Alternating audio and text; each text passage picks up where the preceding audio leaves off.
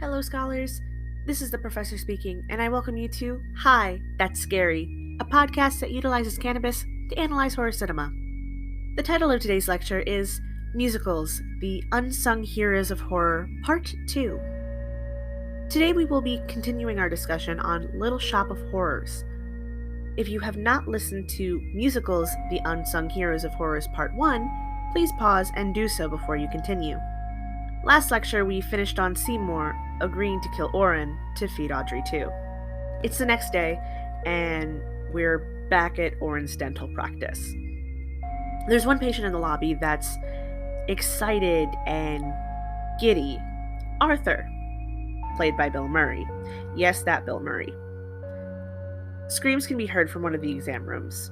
Eventually, a girl, maybe 12, 13, comes out with those braces that are basically a head cage.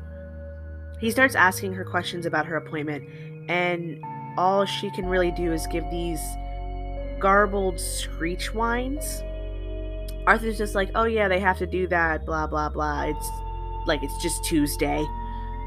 The girl and her mother leave, and Oren comes out asking for the next patient. Arthur goes in the exam room, and things get uncomfy quickly. It's very clear that for both of them, this is a sexual thing. Oren likes inflicting pain, and Arthur likes being in pain. Match made in heaven, you'd think, right? No. Because Oren isn't a dom. Full stop. Oren is an abuser. He gets off on hurting people that don't want to be hurt. It gives him power through fear. Arthur, even though he's into Oren's abuse, is still practicing bad BDSM etiquette because Oren didn't consent to be part of his sexual escapade. He's even loudly moaning. It's so... Oren eventually kicks Arthur out for enjoying his mouth being plundered too much. While Arthur was getting his rocks off, Seymour was chilling in the waiting room, hearing all the noises coming from the exam room. He looked so shook. Like, what do you do? Oh no, the man I'm going to kill is making his patient make sex noises. I guess I can't kill him now. No, you just sit there uncomfortable and wait. Arthur leaves, and Oren walks up to Seymour, shoving a dental tool in his face. He asks if it scares him, if he'd scream, and when Seymour confirms he would, Oren practically drags him to the exam room. He's angry about Arthur, and wants to cause Seymour the most pain possible to make up for it. He pulls out a rusty antique dental drill and is about to force it into Seymour's mouth when he suddenly remembers the nitrous oxide he likes so much. Seymour's relieved before Oren clarifies that the gas is for himself. He has this whole getup that's like a metal vest and a mask, pumping gas to him, but still leaving him mobile. The gas hits quickly. He starts losing balance and laughing uncontrollably. Seymour had brought a gun with him and takes it out of his pocket and points it at Oren. Oren goes to turn off the gas, not really being threatened by Seymour, and the valve breaks off. He's stuck. He asks Seymour for help, and he refuses, allowing for Oren to slowly suffocate. Before he dies, he asks Seymour what he did to him, and Seymour tells him he didn't do anything to him, but to her. Oren's last words are, "Oh, her." Seymour drags Oren's body to Mushnick's. How he got that body from Oren's practice to the store, I couldn't tell you. New Yorkers are pretty good about minding their own fucking business though, so I don't think it actually took much effort aside from actually carrying the dead weight. He attempts to give the body to Audrey too, and the plant rejects it. Tells Seymour he has to cut it up. Spoiled ass plant, he can't exactly tell it no. He takes the body outside and starts to chop at it with an axe. Right in time for Mushnick to come back to the shop and see him do it, because of course he does. Mushnick leaves without being spotted.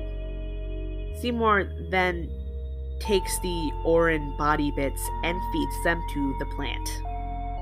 The plant that was loudly cackling while feasting on a human body.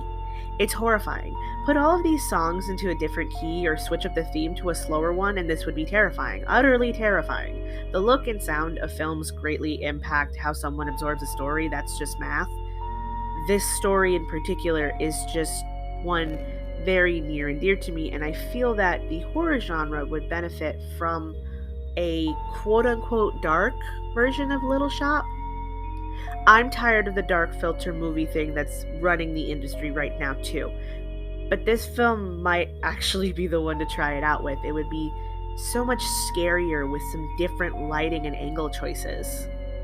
It's already really scary. It's scary as fuck to Seymour, who had to watch a man die, cut him up, and feed it to this man-hungry plant. It's a plant that eats people.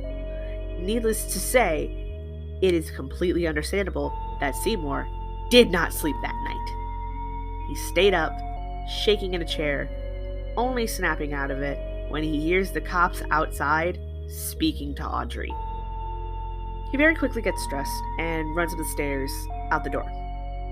He gets to Audrey as the police are leaving, and he immediately starts asking questions. Audrey doesn't want to say at first, legitimately looking like she's in shock. She eventually spills. The cops think Orrin is missing and assumed murdered, which is a huge leap. Like, he hasn't even been gone 24 hours and there's no body. Like, what? They said his practice was in a whole disarray, and they just assumed he was in with bad people and got killed for it. Okay, sure, that doesn't make sense. I can't make it make sense, but sure. Either way, Orrin's dead, whatever. Audrey's crying, and Seymour asks if it's really so bad that he might have caught the not alive bug. Audrey, this poor woman, is crying because she feels guilty. She feels bad that she's happy that he might be, is dead. She feels bad because she thinks she deserved him. Her self-esteem is that low. Audrey admits that when Mushniks was still struggling financially, she worked in an establishment called The Gutter, where she was a sex worker, the implication being a stripper, but it's not explicitly stated. This is where she met Orrin. She basically hints that the outfits she'd wear were more skimpy. She then quickly follows that with not nice ones like this. The scene was supposed to be framed as funny because Audrey likes plunging necklines and form-fitting dresses, even though in her fantasy she wears a more billowy 50s style dress, which wouldn't be considered nice by the standard of her fantasy. The thing that would be overlooked, and has been, is that Audrey is, in actuality, very covered up. She doesn't show her arms much. I can only think of one moment where I think her arms are showing, but I'm not positive. Her skirts are tight and make her ass look great, but they're also long, going a bit past her knees, which works really well because she's tall. She describes the clothes she'd have to wear for her other job as quote-unquote low and nasty apparel, and she starts to cry again. Seymour doesn't even hesitate. He tells her that even though she has all of these things that she's ashamed of, he doesn't care. She's a sex worker, so what? He doesn't do that bullshit, you don't have to do that anymore thing that ends up demonizing sex work. They never discuss her ending her employment there or her plans on whether or not she'd return. It's obvious she didn't like it, but he doesn't insert his opinion where it doesn't belong, as he should.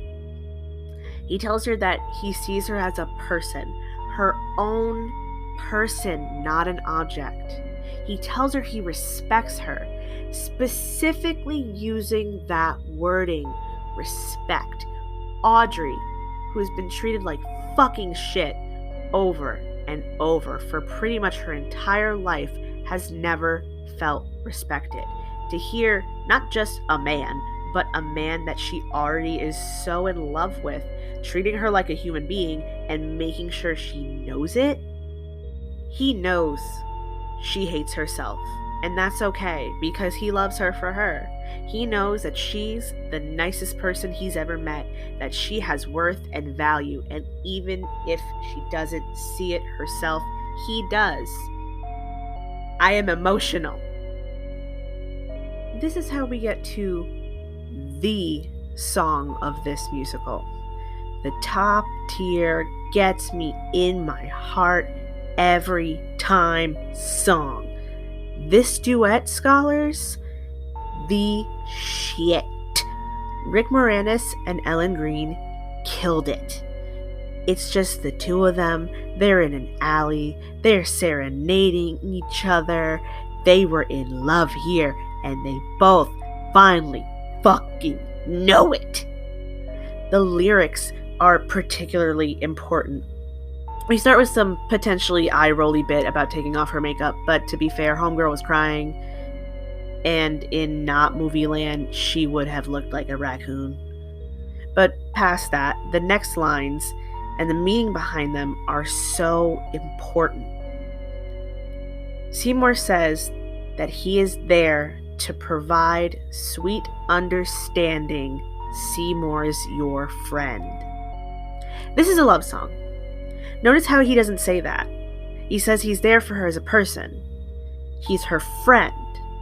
He loves her to pieces, but under all his desires, he's her friend. He doesn't try to insert himself as her spouse. He wants to be by her side in whatever way she wants him to be, because he loves her, but also because he legitimately views her as his friend, his only friend. She's all he has, and he's happy with that. Does he desire more? Yes. Is he going to push for it? No. Because he respects her. I'm so soft. And then there's Audrey reciting the spark notes of her life, how it hasn't been kind to her, and how now there's Seymour, who treats her like a person, understands her, and is her friend. Not her lover, her friend. For those that aren't sure why I'm emphasizing this so much, there's been this long-standing issue, especially among femme-presenting people, of people only acting friendly because they want a relationship or physical intimacy, and not because they actually care about the person. That's not what Seymour is doing here.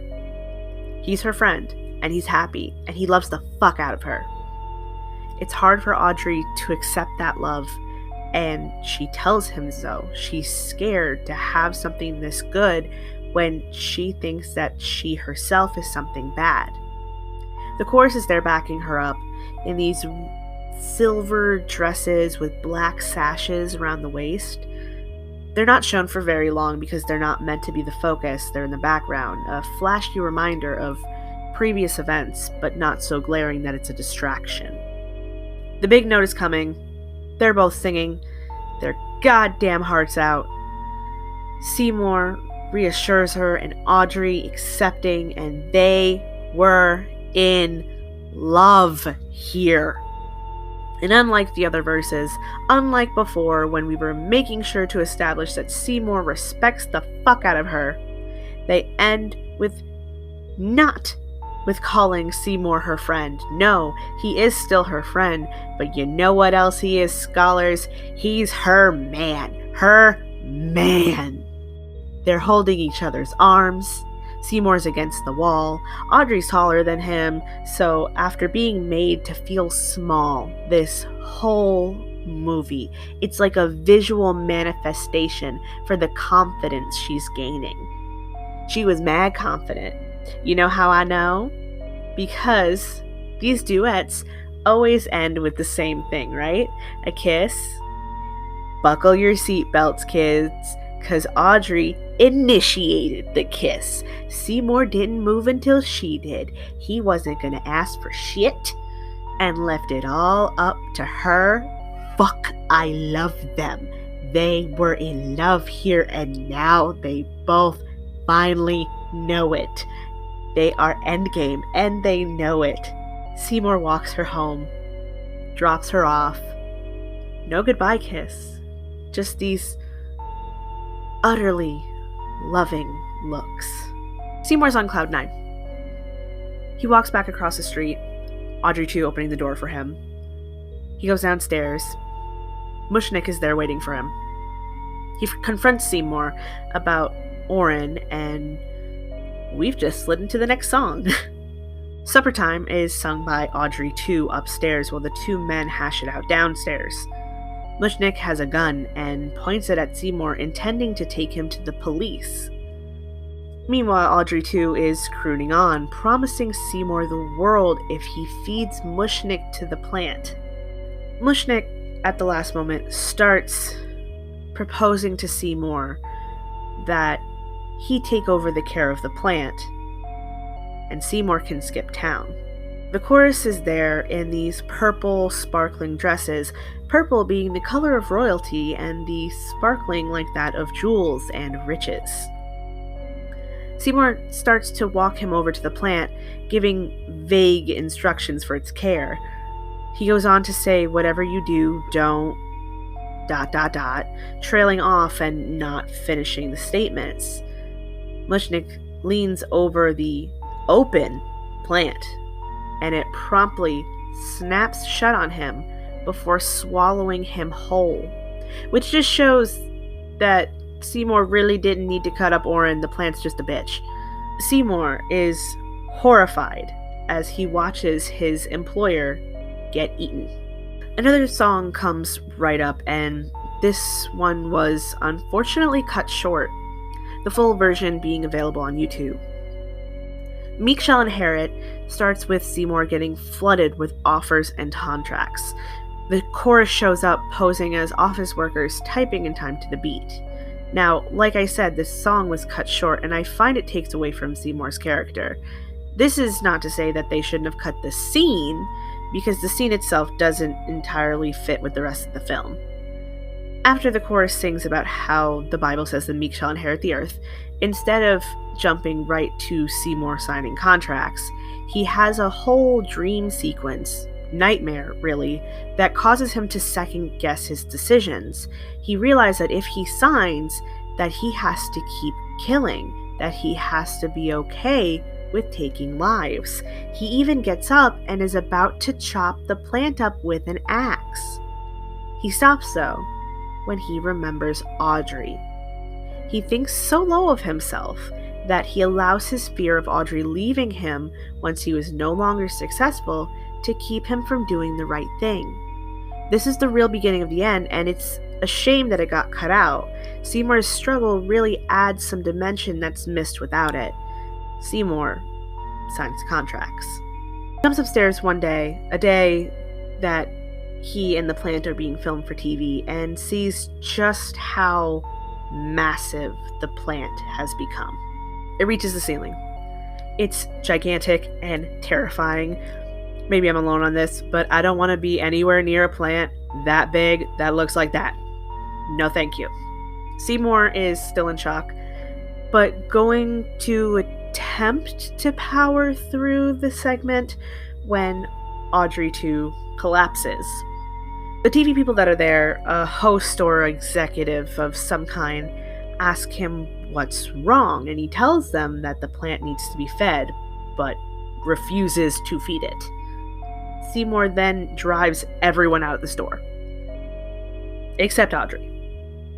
Seymour's yelling at people to leave, and she slaps him to get him to snap out of it. They go to an alley, and Seymour frets about the plant dying and not wanting to lose Audrey. He comes up with a plan and asks her to run away with him, to go to City Hall and get married, take the money, and go. She agrees. Remember, she doesn't know about the plant being man-eating. This is the moment he really should have told her. But he didn't. He wasn't thinking clearly, like how he hasn't been thinking clearly this entire film, and doesn't plan ahead just for the right now. This, like feeding Audrey 2 his blood in the first place, is going to bite him in the ass. Later that night, Seymour tries to sneak out with 2 suitcases. The plant catches him though when it hears the lock on the door click. It whines for food. Seymour refuses. Audrey 2 repeats the request twice. Refused. The plant quickly grows angry. Seymour is over it, though, and tells the plant that he'll get it meat from the butcher or nothing at all. Audrey too agrees, but isn't happy about it. Seymour leaves. The plant then flexes its roots and vines and pulls itself over to the phone. Audrey's phone rings, and she answers. She was packing and is wearing a beautiful wedding dress. Audrey too starts singing to her, and at first she thinks it's Seymour. The plant quickly corrects her. Audrey looks out her window into Mushnick's and sees Audrey too, moving and on the phone, cackling. She runs across the street into the shop. She's scared and confused as the plant talks to her, asking for water. It starts basically filling her up with its vines. Audrey goes to grab a can, pushing the vines off of her. The plant starts singing again as Audrey walks towards it. She goes to tip the can, and the plant snaps its mouth around her. Seymour arrives back right in time to pull her out of Audrey 2's mouth. He helps her out to the alley where she collapses. Depending on the ending watched, Audrey either dies or survives here. In the version I watched, she survives and gets back up. She and Seymour have a brief discussion where she tells him that she still loves him and always did. The two of them get a small Suddenly Seymour reprise, but they are swiftly cut off by a man that identifies himself as Patrick Martin, played by Jim Belushi. Yes, that one. He offers Seymour a contract so that he could take the clippings of the plant and mass produce it. Seymour refuses. He drives the man away, yelling at him. Audrey and Seymour agree that Audrey too must be stopped. She wants to go with him. He makes her stay, saying it's between him and quote-unquote the vegetable. He goes back inside to deal with the plant. Seymour confronts it, calling out its plans for world domination. This is where we get to Audrey 2's ending number, Mean Green Mother from Outer Space. Yes, that is the title. It's very straightforward. It bursts out of its flower pot, revealing its weird plant body, and tells of how Seymour didn't know what he was dealing with, how antagonizing it by being non-compliant was a mistake. On its vines are smaller buds that open up to mouths and act as Audrey 2's ensemble. Seymour grabs a gun, which, like, sir, what you think that little pea shooter's gonna do to that big-ass plant? But he tries. He fires the gun several times, the bullets doing absolutely nothing. The plant takes the gun, and the tone switches to a bit more serious one as it shoots at Seymour's feet. He runs into the back. Audrey 2 throws the register through the glass separating the rooms. Seymour comes back out and tries striking at the plant with an axe. You know, like how he was going to do in the uncut version of Meek Shall Inherit. When the plant was smaller and didn't have these bud babies on it, Seymour goes to strike Audrey 2, and this fucking thing pantses him. Just pants, didn't take the undies with it. And Seymour drops the fucking axe to pull them up and waddle behind the counter. Audrey watches with wide eyes through the window, safely outside and peering through the blinds. And then Seymour just sits there, not fully pulling his pants up, so his knees are covered, and he's still in his underwear, just sitting on the floor. And this is when the plant sings the lines, "I'm just a mean green mother from outer space, gonna trash your ass, gonna rock this place, 'cause I'm mean and green and I am bad." Trash? Trash your ass? It wants to trash Seymour's ass? Rock the place? Totally in just a fighty way and not a fucky way, right? Wrong. Monster fucker Howard Ashman swooping in again, scholars. This plant don't care who it is. It wants to eat people and fuck. I can't fault a creature that just wants to do that. Yes, it wants to take over the earth, but all it wants to do with that takeover is eat and fuck. And that's fair. Audrey 2 breaks the counter down the middle, exposing Seymour. It tells him how it's better than all these famous horror monsters while Seymour struggles to finish pulling up his pants. He finally gets them back on and holds up a can of pesticide, which is laughed at. He throws the can and goes towards the basement door. A vine smashes a hole in the door, another through the wall, boxing Seymour in. 2 more go by his hips. I get it drops him further, but his hips? Another vine goes right between his legs, just under his package, through the wall. Seymour's face can be described as simultaneously scared out of his mind, but also as if someone just put a finger in his ass. The top half of his face, his eyes, that's all fear. From the nose down, finger. Y'all, if this was not a PG-13 film, that plant would have fucked him. Oh god, there's probably porn for that. Nope. Moving on. Seymour spots the axe and escapes the vines. He crawls on the floor while vines start popping up sporadically. Audrey, too, just starts wrecking the shop, pulling vines through to the walls, just breaking shit. It eventually grabs a support beam and yanks it, bringing down the store as it finishes its song. There's rubble and fallen wires. The plant is fine, cackling at its perceived win. Suddenly, a hand bursts from the mass of bricks holding one of the wires. It crackles with electricity before being shoved against one of Audrey 2's vines. Somehow, only the plant gets electrocuted even though Seymour was holding the wire, and that's not how those wires work, but okay. The plant explodes. Audrey, who was smart and stayed behind a wall, looks over the debris for Seymour. Through the dust clouds, he staggers over to her. They're both alive.